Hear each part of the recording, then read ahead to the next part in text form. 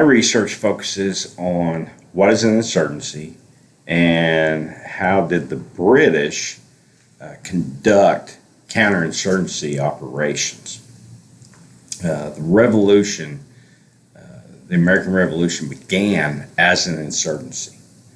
Whether you think of as an insurgent as a rebel, a rabble, or even a mob, by definition, each of those terms is the same thing as an insurgent. And it was the actions that were taken prior to 1776 that was an insurgency. Some of the events that occurred that helped lead to the insurgency, as we're well aware of, is the Proclamation Act of 1763, the Currency Act, the Stamp Act, and the Quartering Act.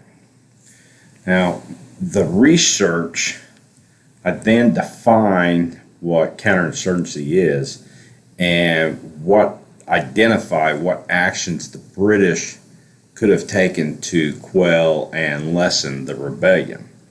And therefore, we take a look at some of the specific failures that the British government and the British officer corps took in the colonies. Now, understanding that 18th century government leadership and military officers did not identify with the term insurgency or counterinsurgency, but there was a lot of lessons that were learned from the American Revolution that have gotten us to the point today where those terms are now kind of commonplace in military vernacular. The research then concludes with the fact that conducting a successful counterinsurgency requires that you're flexible and that you have an adaptive force that's led by very astute leadership. The British did not have that, and this shows throughout the research, because the true path to ultimate victory in a counterinsurgency is to win the hearts and minds of the populace.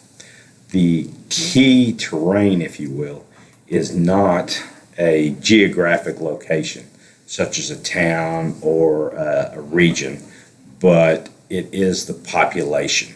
And my conclusion is that the British government and officers failed at this point and therefore would be undeniably unsuccessful at putting down the insurgency of the American Revolution.